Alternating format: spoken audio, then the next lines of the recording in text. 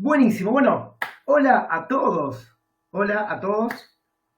Gracias de vuelta por participar, gracias por estar acá. Yo retomando las clases después de un merecido descanso, de una mitad de año con mucho trabajo y ahora se viene una segunda mitad con más trabajo todavía para seguir adelante con este proyecto de estas clases que me entusiasma mucho y me entusiasma mucho la respuesta y el feedback que tengo de su lado. Estoy planificando algunas cosas para ir mejorando de a poquito la cuenta, algunas cuestiones también para mejorar un poco la calidad del streaming, que de a poquito voy a ir acomodando algunas cosas técnicas para que para que salga lo mejor posible. Así que en esta oportunidad, en esta sexta clase, vamos a hablar de un tema que es un toque más complicado. Yo ya acepto y ya les digo desde el momento cero que arranca esta charla, que el tema es un toque más complicado. Vamos a hablar de epigenética y su relación con el cáncer, que es bastante importante. Es un tema que es bastante importante. Vamos a tratar de hacerlo lo más sencillo posible, lo más simple posible, pero para poder hacerlo, vamos a tener que hacer primero una muy breve introducción para recordar algunas cuestiones muy puntuales acerca de la estructura de un gen y de cómo es el empaquetamiento del ADN. Vamos a plantear los mecanismos epigenéticos, sobre todo porque entiendo de que no todos los presentes a veces no todos los que están escuchando tienen muy presente bien qué es la epigenética y a qué se refiere. Y después de eso, vamos a pasar a hablar específicamente de qué vinculación hay entre la epigenética y el cáncer. Para terminar hablando un poquito respecto de lo que son algunas consideraciones clínicas, ¿no? Que es como lo más importante y el leitmotiv también de estas charlas y de estas clases que estoy dando. Poder trasladar a la realidad del paciente y poder trasladar a la terapéutica oncológica, en este caso, en estas cuestiones que tienen que ver con la epigenética. Así que bueno, me tomo un sorbo más de mi café y ya arranco. Nuevamente, bienvenidos a todos los presentes. Muchísimas gracias por estar, muchísimas gracias por seguir haciendo el aguante y porque les gusta, porque esto les gusta. La verdad que estoy muy contento con el feedback que he recibido de ustedes desde que empecé a hacer de estas charlas. Así que bueno, voy a empezar. Denme un segundo. Un segundín. Y bueno, ahí está. Ahí vamos a empezar. Lo primero que es fundamental recordar, y en esto me quiero detener un toque, es recordar básicamente cómo es la estructura del ADN y la estructura de un gen. Recordemos que un cromosoma es la forma como más enrollada y más hiper y recontracompactada de la molécula de ADN. En la medida que vamos desenrollando un cromosoma, nos vamos encontrando con enrollamientos más simples, hasta llegar a la forma más simple de enrollamiento, que es la primera forma de enrollamiento, que si ven acá en el dibujo de arriba, es donde dice nucleosoma. Ahora vamos a hablar de eso. Esa es la forma de enrollamiento más simple que tiene el ADN. El nucleosoma consiste básicamente en que la molécula de ADN dé dos vueltas alrededor de un complejo de proteínas, que son las proteínas que se llaman histonas. En este caso es un octámero de histonas, porque en realidad son 4 histonas, pero que están multiplicadas por 2 cada una. Entonces son 2 histonas HA, H2A, H2B, H3 y H4, como se ve en el dibujo. En el total, ese octámero de histonas, esas 8 proteínas de histonas, forman como un soporte estructural sobre el cual el ADN da 2 vueltas. Y presten atención a cómo se ve en el dibujito que les estoy mostrando. En el dibujito que les estoy mostrando, presten atención a que cada una de esas histonas tiene como una colita, tiene como una salida hacia afuera, que a nivel proteico se corresponde con el extremo N-terminal de la proteína. O sea, es como que forma la histona forma como una gran pelota, ¿no? Y el extremo distal de la proteína deja como una colita que queda hacia afuera de la cadena de ADN, hacia afuera de la estructura. A su vez, recordar algo que es importantísimo, que es cómo es la estructura básica, pero de manera muy simple, no lo vamos a complicar con esto. De una manera muy simple, cómo es la estructura de un gen. Un gen como mínimo tiene dos partes. Una parte promotora y una parte que es la parte codificante. O sea, la parte del gen que se va a terminar transcribiendo ARN mensajero. La parte promotora tiene una función fundamental, como su nombre lo dice. Es promotora de la transcripción. O sea que la parte promotora tiene que habilitar a la parte codificante para que pueda transformarse en ARN mensajero. Esa es la idea. A su vez, la parte promotora es activada por la maquinaria de síntesis de ARN mensajero. Con lo cual, el que va a definir si un gen se transcribe o no se transcribe es precisamente la activación o desactivación de esa región promotora del gen. A su vez, lejos de donde, por ejemplo, tenemos un gen en cuestión, en una partecita del ADN. Seguimos la cadena de ADN, lejos de donde está el gen, existen otras áreas reguladoras que son los potenciadores, que son los insulators, enhancers, son áreas potenciadoras, que si bien, y presten atención acá, que si bien esas áreas en la cadena de ADN están muy lejos del gen en cuestión, como adentro del núcleo celular el ADN está plegado y compactado, existe una cercanía física entre esas áreas potenciadoras. Repito, en la cadena de ADN están lejos, pero como la cadena de ADN está plegada, esas áreas potenciadoras terminan estando cerca del gen que nos interesa. ¿Cómo se ve en la imagen? Fíjense que la imagen muestra la parte promotora, que es la rosada, el gen, que es la parte codificadora, y muy lejos en la cadena de ADN están las zonas activadoras. Pero cuando la cadena se pliega, las zonas activadoras quedan cerca del área promotora del gen. Esto es importante porque esto le da una dinámica estructural al epigenoma. O sea, básicamente la estructura de la cromatina, la forma de la cromatina, la forma en la que se empaqueta el ADN, la forma en la que se están dispuestos en el espacio los nucleosomas, hablan de la epigenética y hablan de específicamente cómo es la regulación de la transcripción. Dicho esto, haciendo esta muy breve introducción, dicho esto, vamos a hablar ahora sí, vamos a empezar contando qué es la epigenética y a qué hace referencia, de qué se trata cuando hablamos de epigenética.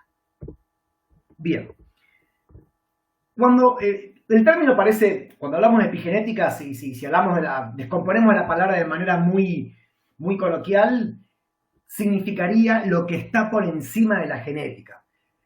Que no está mal, en cierto punto no está mal lo que está diciendo, y este concepto de epigenética viene de hace muchísimos años, de la década del 40 viene, cuando el primero que acuñó el término era un investigador que se llamaba Waddington, que lo que él hizo fue pensar, teorizar, cómo es posible que si todas las células tal vez comparten el mismo ADN y comparten la misma estructura genética, ¿cómo es posible de que a nivel fenotípico las células sean tan distintas? ¿Por qué un queratinocito, un hepatocito, una neurona, una célula del corazón, una célula alveolar sean fenotípicamente distintas, siendo que el ADN en todas ellas es el mismo? Él teorizó respecto de que debería existir algo por encima de la genética que hace que las células tengan esta capacidad de divergencia fenotípica. Y acuñó el término de epigenética, un término que después con los años se demostró específicamente que era como él pensaba específicamente. Yendo a una definición más actual de epigenética, queremos decir epigenética cuando hablamos de los cambios en la expresión génica, que son heredables y estables. Y algo que es muy importante es que sea estable no significa que no se pueda modificar. O sea, si bien yo lo heredo, y los cambios epigenéticos que yo heredo de manera en cada división celular y de manera intergeneracional y transgeneracional, porque los cambios epigenéticos vienen de herencia desde hace muchísimos, de miles de años, yo los puedo modificar. Esos cambios pueden ser modificables. Y a su vez, estos cambios en la expresión génica no tienen que ver con cambios en la estructura de la cadena de ADN. El gen no está ni mutado, ni dañado, ni alterado. El gen está perfecto. La cadena de ADN está perfecta. El que regula la transcripción de ese gen son estos mecanismos epigenéticos. Bien. Con lo cual, todas las células tienen la misma información del DNA, pero son justamente las marcas epigenéticas las que hacen que cada célula se diferencie a un tipo específico. Esto básicamente hace referencia a que existen diversos mecanismos que lo que van a hacer de manera muy sencilla es lo siguiente. Van a silenciar genes o van a permitir la expresión de genes. Entonces, por ejemplo, un queratinocito es como tal, fenotípicamente como tal, porque en esa célula que está diferenciada solamente se expresan los genes que tienen que ver con su genotipo. Todos los demás genes están todos apagados, están todos silenciados. No es que están rotos, no es que están mutados, ni nada por el estilo. Están todos apagados. Y el mecanismo por el cual esos genes están apagados es debido a mecanismos de silenciamiento epigenético. Hay un mecanismo permisivo que dice, este gen se prende, este gen no se prende. Por supuesto que un gen, vamos a dar un ejemplo, otro ejemplo más. Por ejemplo, a ver, se me ocurre, un queratinocito, volviendo al mismo ejemplo, en la estructura de su ADN va a contener al gen que codifica para la proteína gliofililar ácida, que se expresa en las neuronas. Pero obviamente ese gen va a estar silenciado en el queratinocito, pero va a estar encendido en una neurona. ¿Se entiende, no es cierto? Bien. Ahora, ¿cuáles son esas formas, esas marcas epigenéticas? ¿Cómo son esos mecanismos epigenéticos? Tenemos tres mecanismos. No vamos a entrar en demasiado detalle con todo porque verdaderamente, si no, esto sería interminable. Esto es muy largo. Pero como mínimo vamos a tener tres mecanismos de regulación epigenética que van a permitir el silenciamiento o la activación de la transcripción génica. Uno son la metilación del DNA, que es quizás una de las formas más estudiadas y más conocidas respecto de mecanismos epigenéticos y uno de los mecanismos más estudiados y que más trascendencia tiene a nivel de lo que es en cáncer, a nivel de los tumores. Otra forma de regulación epigenética son la estructura de las histonas. Esas histonas, ¿cómo son? ¿Qué tipo de marcas tienen? Y cómo es la estructura, cómo es la estructura general de la histona que permita o no compactar la cromatina. Y por último, todo lo que son los RNA no codificadores de proteína. O sea, nuestro genoma también tiene la capacidad para fabricar ARN mensajero, pero que ese RNA no se transforma en proteína, sino que queda como RNA y actúa como un mecanismo de regulación. ¿Vamos hasta acá? Ahora, ¿aclaro algo más? ¿Sigo algo más? ¿O sigo para adelante? Díganme ustedes. Yo, mientras tanto, sigo tomando mi café. Ajá.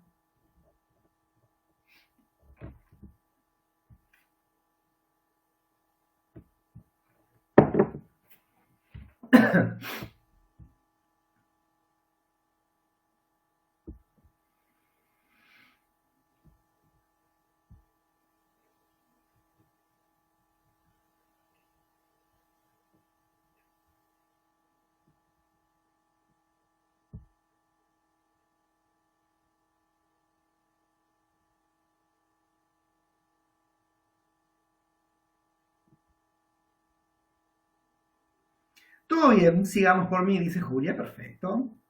Buenísimo.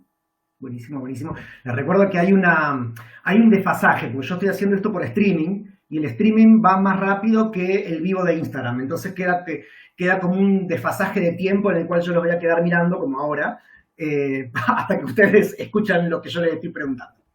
Pero bueno, ahí estoy leyendo, sigamos. Entonces, vamos a seguir con esto. Bien.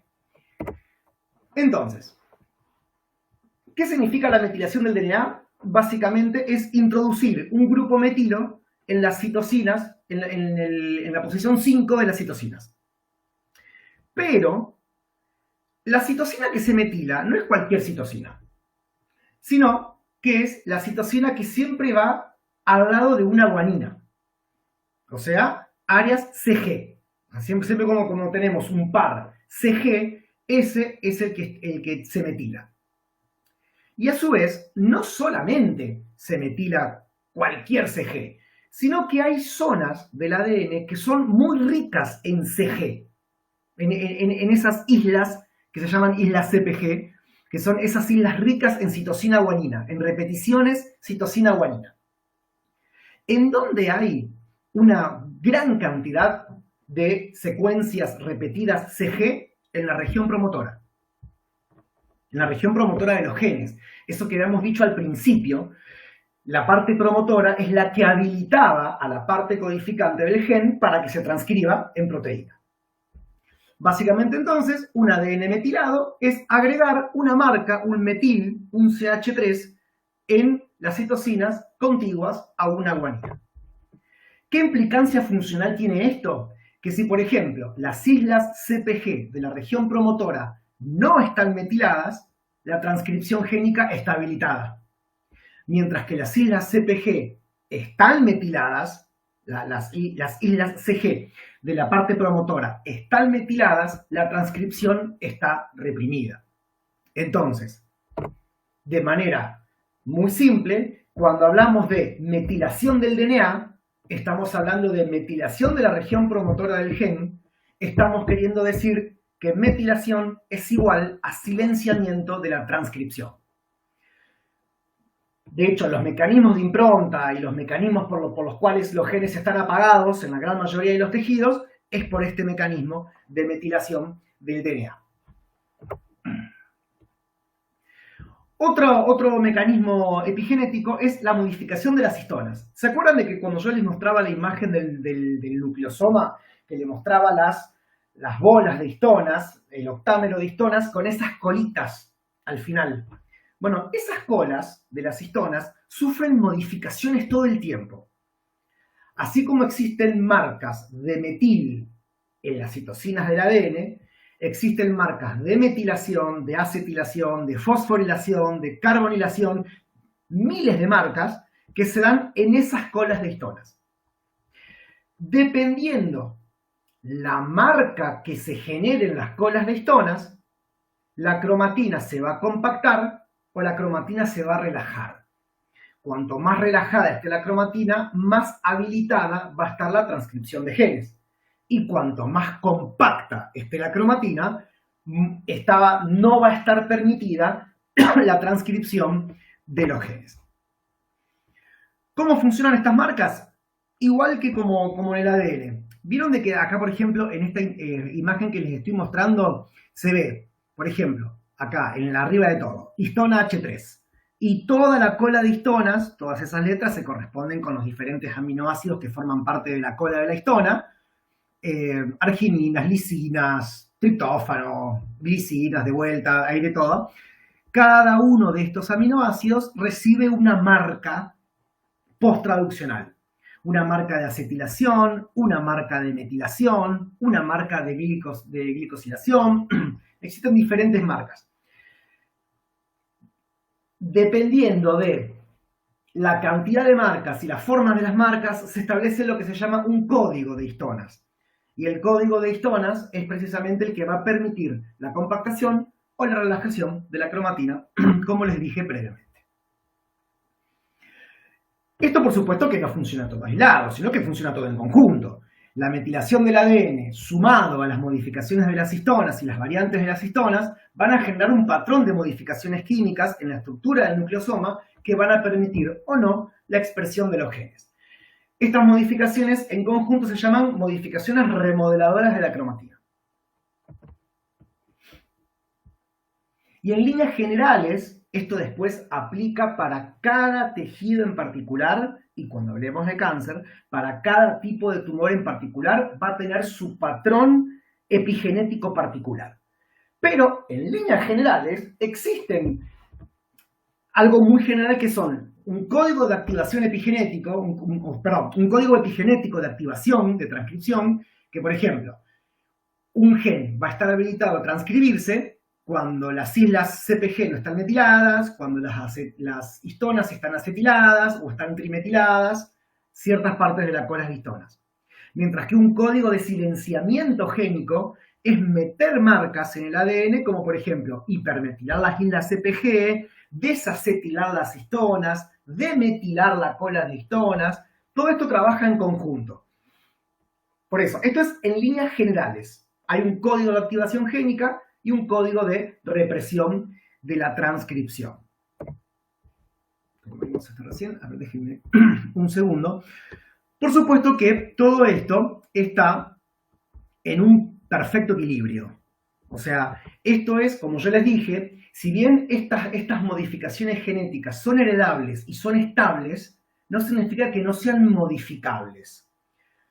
¿Y cómo se modifican? Básicamente la construcción del epigenoma es ambiental.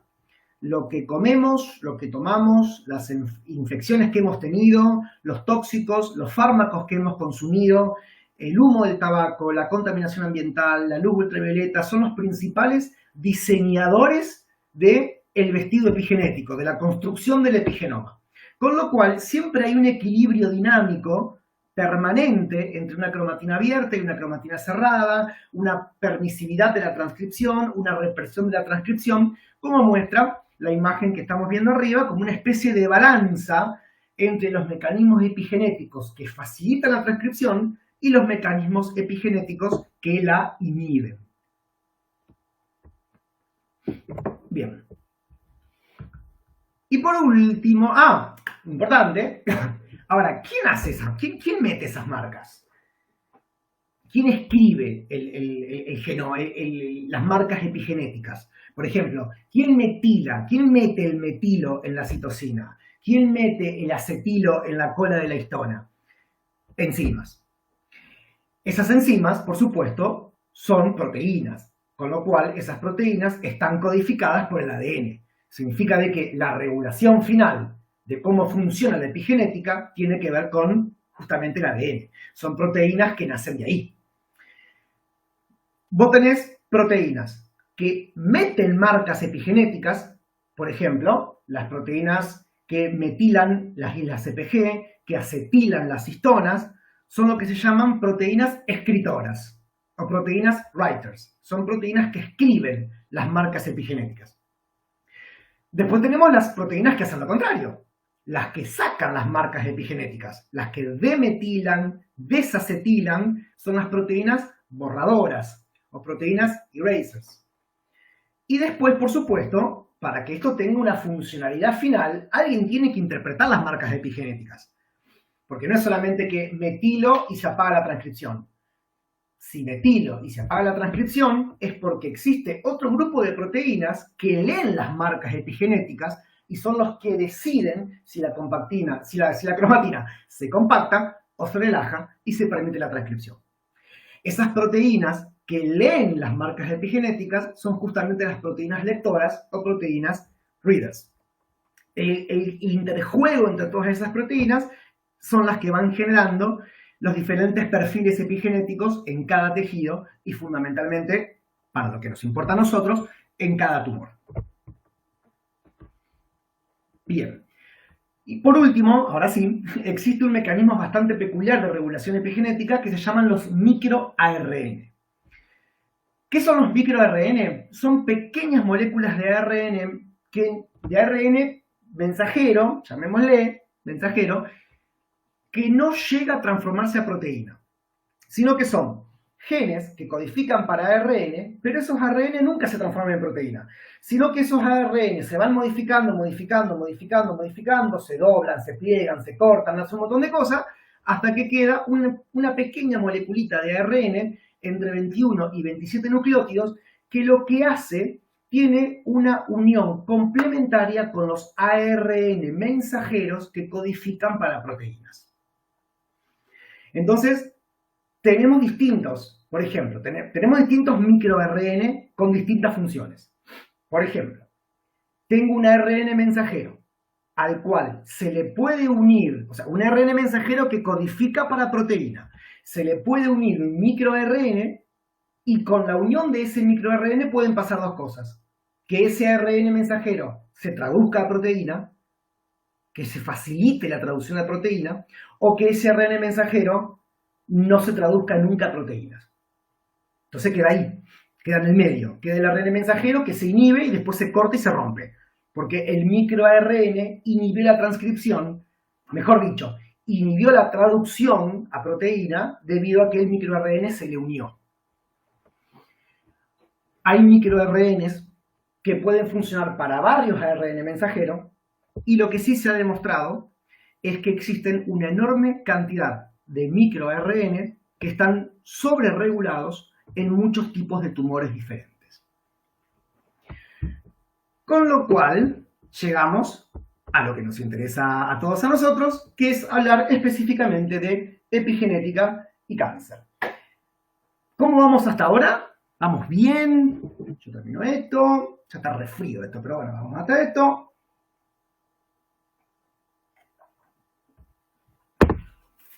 Bien.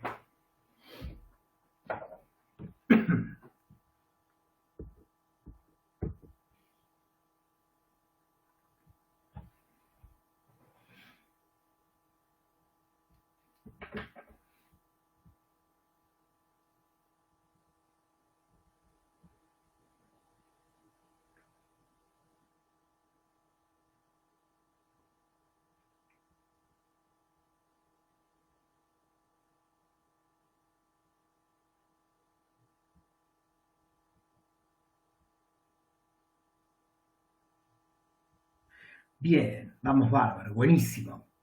Buenísimo. Por supuesto de que esto, cualquier cosa que haya una pregunta, algo, la dejan por escrito, lo vamos resolviendo, no hay ningún tipo de inconveniente con eso.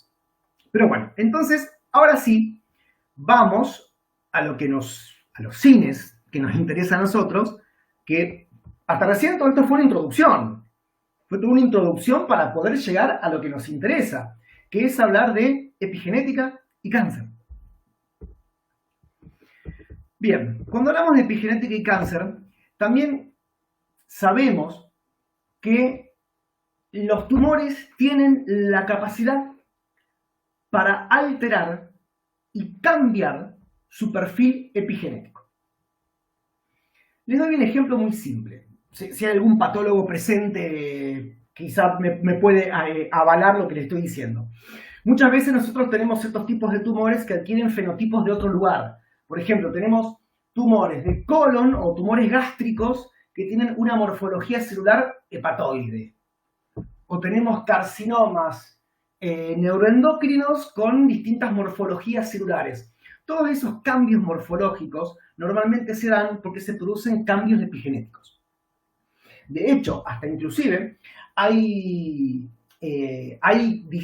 marcas epigenéticas distintivas para cierto tipo de tumores que hasta inclusive se las puede buscar por biopsia líquida, que es lo que se está haciendo ahora. Todo lo que es investigación, biomarcadores, para lo que es biomarcadores epigenéticos, es un mundo, es una puerta enorme que se abre, en el cual todavía está medio verde algunas cosas, pero hay otro montón de cosas que sí ya se tienen, perfiles epigenéticos que se pueden buscar por biopsia líquida, existen. Todavía no hay aplicabilidad clínica masiva para eso, pero sí existen.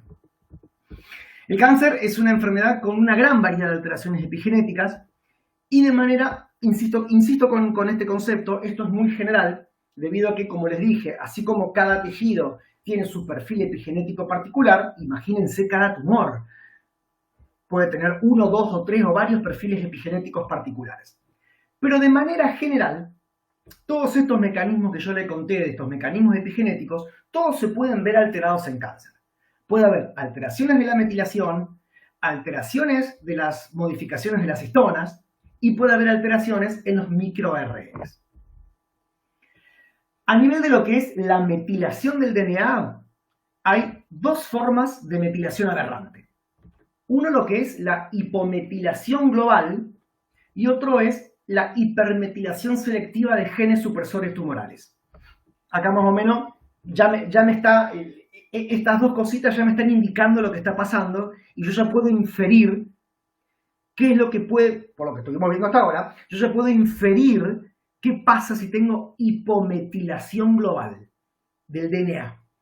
Habíamos dicho que si vos metilás las islas CPG en la región promotora de los genes se silencian. Con lo cual, si tengo hipometilación global, significa de que yo saco las marcas epigenéticas, saco los metilos del DNA, los saco a todos, con lo cual empieza a activarse la transcripción de muchos genes. ¿Esto tiene consecuencias? Sí, tiene un montón de consecuencias. Primero, los genes que están encargados del crecimiento celular, la división celular, la mitosis, la proliferación, son todos genes que, como sabemos, los genes vienen de a pares. Una copia materna, una copia paterna. Como mínimo tenemos 2 copias de cada gen. Los oncogenes, o sea, los protooncogenes, o sea, los genes que están encargados del crecimiento y la proliferación celular, son genes que normalmente con un solo alelo funcionan bien. O sea, yo no necesito tener las dos copias del gen activado para que haya crecimiento celular. Con uno es suficiente. Yo tengo hipometilación global. Lo que me puede empezar a ocurrir es que se empiecen a activar las 2 copias de los protooncogenes y la proliferación celular esté mucho más permitida. No porque esos protooncogenes estén mutados. Hacemos esta salvedad. No porque estén mutados, sino porque están sobreexpresados los genes debido a que epigenéticamente están liberados debido a esta hipometilación global. A su vez, la hipometilación global colabora con lo que es la inestabilidad cromosómica. Hay zonas del genoma que siempre tienen que estar en forma de heterocromatina, siempre tienen que estar compactadas, siempre la cromatina tiene que estar cerrada. ¿Qué zonas son esas? Por ejemplo, las zonas del ADN que son cercanas al centrómero. Las zonas del ADN que van a conformar la estructura centromérica del cromosoma. ¿Por qué? Porque el centrómero es una estructura sobre la que se van a unir los microtúbulos para que en cada mitosis, cuando se tire de los cromosomas, se haga la segregación de los cromosomas de manera correcta. Si yo tengo hipometilación del genoma, se empiezan a hipometilar estas partes cercanas al centrómero, con lo cual la cromatina está más relajada y la conformación de los centrómeros puede ser inadecuada. Con lo cual, al momento de las mitosis, la segregación de los cromosomas puede ser incorrecta y se pueden generar cromosomas rotos, cromosomas partidos, de lesiones, aneuploidías. Se pueden generar muchos cambios cromosómicos debido a hipometilación global. Por otro lado, lo que puede ocurrir es que haya lo contrario, hipermetilación, pero no en todo el genoma. El muy guacho del tumor hace formas de hipermetilación selectiva en genes supresores tumorales. Los genes supresores tumorales son justamente esa familia de genes que lo que hacen es permitir la diferenciación celular, inhibir el ciclo celular, favorecer la apoptosis, reparar los daños del DNA, o sea, todo lo que haga lo contrario de los oncogenes, que es favorecer el crecimiento. La función contraria es la de los genes supresores tumorales. Entonces, volvemos al concepto. Habíamos dicho que si yo meto marcas de metilo en las islas CPG, el gen está silenciado. Si yo hipermetilo, o sea que meto una enorme cantidad de marcas en ciertos genes, esos genes están silenciados. Esos genes no transcriben. Y justamente los genes que inhiben el crecimiento celular son los que están apagados en cáncer. Muchas veces el silenciamiento es de tipo epigenético. Lo que no se sabe muy bien todavía cómo es cómo es que el tumor se las arregla para que haya un fenómeno de hipometilación global y al mismo tiempo de hipermetilación selectiva. El mecanismo todavía no está muy entendido que digamos, pero sí se sabe que eso es lo que ocurre. Exactamente el mismo razonamiento es para la cola de las histonas. Podemos tener hipoacetilación global de las histonas, debido a que hay una sobreexpresión de las proteínas borradoras, de las proteínas borradoras de las marcas de histonas, y también puede haber alteración de la metilación de las lisinas en las colas de las histonas, debido también a activación de las demetilasas de histona. Se empiezan a activarse, ¿se acuerdan cuando hablábamos de las proteínas lectoras, escritoras y borradoras? Bueno, empiezan a activarse un montón de proteínas borradoras de marcas epigenéticas que las van sacando todas para favorecer la transcripción del ADN. Uy, perdón. Oh, ¿qué pasó? Un segundo. A ver. Ahí está. No sé qué toqué y se me chanfó la clase.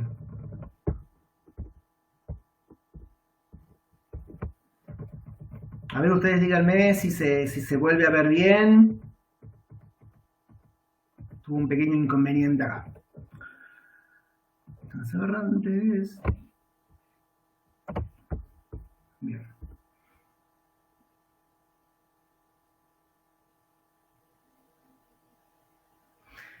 A ver, díganme si se vuelve a ver bien.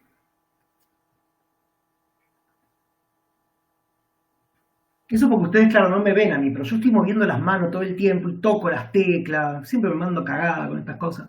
Mis alumnos ya me conocen cuando hago esas cosas en las clases. Bien, ahí está. Entonces vamos a seguir. Habíamos dicho entonces de que existen formas de histonas aberrantes y también, por supuesto, existe desregulación de los microRN. Eso que yo les había contado, esos pedacitos de RNA que van a unirse a los ARN mensajeros para estimular la traducción a proteína o para inhibir la traducción a proteína.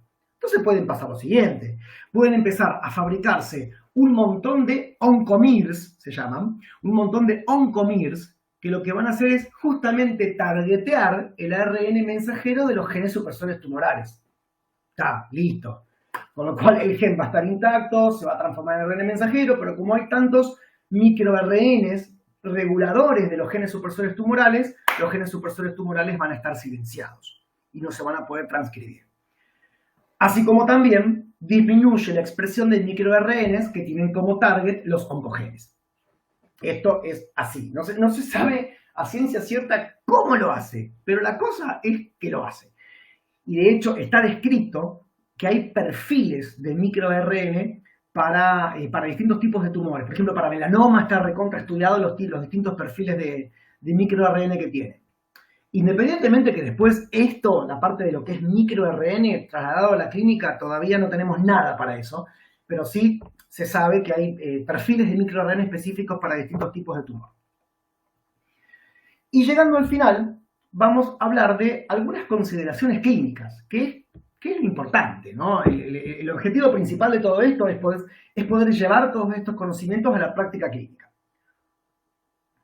Entonces, vamos a hablar de algunas consideraciones clínicas que tienen que ver con la epigenética. Por ejemplo, los tumores SIMP, los que se llaman, o mejor dicho, los tumores hipermetilados, o los tumores que tienen una alta carga de metilación. Hace un tiempo ya estuvo como muy de moda el tema de los tumores SIMP, fundamentalmente en cáncer de colon. Después se demostró que los patrones de metilación se pueden encontrar en un montón de tipos de tumor, como en próstata, en vejiga, en estómago, en páncreas, se pueden encontrar. Pero ¿a qué hace referencia cuando hablamos de tumores SIMP? Y tomo como ejemplo el cáncer de colon.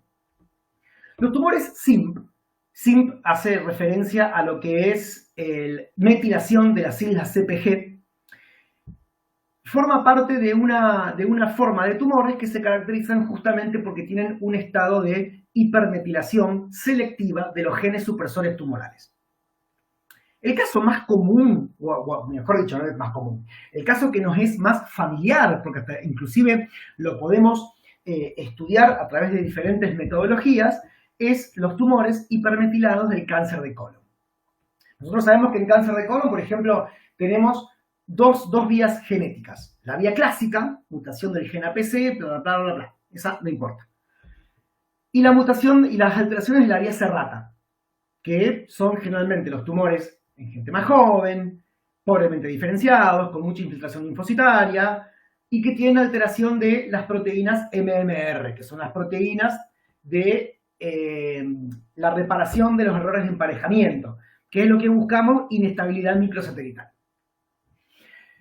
Estos tumores de la vía serrata pueden ser de dos tipos: los hereditarios, que son los que tienen que ver con mutaciones específicas de esas proteínas, como ocurre en lo que se llama el síndrome de Lynch, y después tenemos las alteraciones esporádicas, no hereditarias de esas proteínas. ¿Y cuál es el motivo de esas alteraciones esporádicas? La hipermetilación de los promotores, como fenómeno epigenético. Entonces, por ejemplo, en nuestro trabajo, en nuestro día a día, nosotros recibimos, por ejemplo, biopsias de cáncer de colon para hacer inestabilidad microsatelital y hacer análisis de proteínas MMR, MLH1, PMS2, MSH6 y MSH2, y a veces nos encontramos con algunos tumores que tienen pérdida de expresión del par MLH1 y PMS2. Eso a mí me habilita a decir que el paciente tiene inestabilidad microsatelital por síndrome de Lynch. Quizás sí, pero no lo sabemos, porque hay un gran porcentaje de tumores que tienen esa alteración, esa pérdida de expresión de MLH1 y PMS2 debido a hipermetilación del gen promotor como fenómeno epigenético. Con lo cual, lo que se hace normalmente es seguir una rutina, un protocolo de acción que, en el caso particular de esos tumores, se buscan dos cosas. Justamente un análisis epigenético que busque hipermetilación del promotor del MLH1 y mutación del gen de RAF. Eso es uno de los ejemplos más comunes de cómo la epigenética influye en las cuestiones clínicas, en este caso puntual, del cáncer de colon. Después, otro ejemplo que tenemos es, por ejemplo, las mutaciones en las leucemias mieloides agudas o en los gliomas, las mutaciones del gen IDH y sus características epigenéticas. Por ejemplo, ahí nosotros, el IDH es una proteína que actúa como un oncometabolito. ¿Por qué? El IDH es una proteína que es la isocitrato deshidrogenasa. No tiene nada que ver con el crecimiento celular, pero es una proteína que funciona en el ciclo de Krebs. Si no recuerdan qué es el ciclo de Krebs, vamos a volver a los viejos libros de química. Pero bueno, básicamente uno de los pasos del ciclo de Krebs es transformar el isocitrato en alfa-cetoglutarato. Ese paso enzimático se da por la enzima IDH. La enzima IDH puede estar mutada. Con lo cual, al estar mutada, lo que ocurre es que adquiere una nueva actividad enzimática. En vez de transformar el isocitrato en alfa-cetoglutarato, lo que hace es transformar el isocitrato en 2-hidroxiglutarato. El hidroxiglutarato es más tóxico que tomar lavandina con jugo. Y es muy tóxico por varios motivos. Primero, porque se acumula. Segundo, porque disminuye los recursos energéticos y los cofactores enzimáticos como el NADPH. Y otra cosa que hace, se une e inhibe la función de las D-metilasas de histona, de las D-metilasas de ADN, con lo cual empieza a producir fenómenos de activación génica e hipometilación global del genoma, facilitando la transcripción. Después, entre otras cosas que hace, por ejemplo, estabilizar el IF1-alfa, permitiendo la angiogénesis, hace mil cosas. Pero bueno, ese es otro ejemplo de cómo las alteraciones metabólicas, en este caso por el IDH, también pueden alterar las cuestiones epigenéticas. Las consideraciones también clínicas en la epigenética no solamente tienen que ver con el diagnóstico, sino que también tienen muchísimo que ver con la terapéutica. Uno de los ejemplos más característicos, quizá el más característico de todos, es el uso o no de una droga que se llama temozolomida en los glioblastomas multiformes. Entonces, por ejemplo, Un paciente con glioblastoma multiforme, ¡pum!, es un tumor cerebral, es la forma más agresiva y de más alto grado de los gliomas, con lo cual esos tumores suelen tener una gran cantidad de alteraciones epigenéticas, hasta inclusive muchos de ellos pueden ser IDH mutados. Ya explicamos todo lo que pasa con los IDH mutados. Y a su vez, el oncólogo, como parte de la terapéutica para los gliomas, puede estudiar si existe, si puede usar o no un agente alquilante para la terapéutica. Ese agente alquilante se llama temozolomida. ¿Cómo funciona la temozolomida? La temozolomida es un agente alquilante. Lo que hace es justamente alquilar y metilar las guaninas, no las citocinas, metila las guaninas. Esto lo que hace es un cambio estructural en el ADN, que lo que hace es que el ADN se rompa y bueno, la célula entra en apoptosis y se muere. Ahora, este cambio que induce la temozolomida es un cambio de que nosotros tenemos una enzima que se llama MGMT, hidroximetil guanil metiltransferasa, que lo que hace justamente esa enzima es, cuando la temozolomida produce el cambio en la guanina, esa enzima lo que hace es sacar el cambio. Con lo cual, el agente terapéutico nos serviría. Ahora, si nosotros tenemos hipermetilación del gen que codifica para la MGMT, esa enzima, esa proteína no se expresa, esa enzima no existiría, con lo cual estaría silenciada, con lo cual la temozolomida sí funcionaría. Entonces, muchas veces, como parte de la estrategia terapéutica para los gliomas, es que el oncólogo solicite un estudio de metilación del gen MGMT para saber si va a funcionar o no la terapéutica con temozolomida. Si el gen MGMT está metilado, la temozolomida funciona. Si el gen no está metilado, la temozolomida teóricamente no va a funcionar, con lo cual al paciente no se la vamos a dar. Y por último, existen terapias para modificaciones epigenéticas. Tenemos varias formas de medicaciones que lo que van a hacer es favorecer el funcionamiento de las proteínas escritoras o inhibir el funcionamiento de las proteínas borradoras de marcas epigenéticas. Por ejemplo, para leucemias mieloides agudas y para síndromes mielodisplásicos se pueden utilizar una gran cantidad que son lesiones que normalmente poseen una gran cantidad de alteraciones epigenéticas y se pueden utilizar inhibidores de demetilasas como el vorinostat, inhibidores de metilasas del ADN como la de citabina. Hay diferentes tipos de medicaciones que se pueden utilizar para diferentes tipos de tumor. Les doy esos dos como ejemplos porque también hay una gran cantidad de alteraciones epigenéticas y algunas medicaciones que se pueden utilizar, como por ejemplo también en carcinoma de células pequeñas de pulmón, se pueden también utilizar inhibidores de esas etilasas de histonas. Con estos ejemplos que yo les doy, básicamente abro la puerta para darle la importancia que tiene la epigenética en las cuestiones clínicas, en las cuestiones clínico-oncológicas del tratamiento para los pacientes con cáncer. La epigenética no es solamente como fenómeno biológico que favorece el crecimiento tumoral, sino que también es otro fenómeno biológico que podemos interpelar a través de diferentes medicaciones para poder tratar a nuestros pacientes con cáncer. Y bueno, eso es todo, nada más. ¿Alguna pregunta? ¿Algo que quieran saber? Esta clase fue más larga, Yo sé que esta fue más larga y fue más pesada.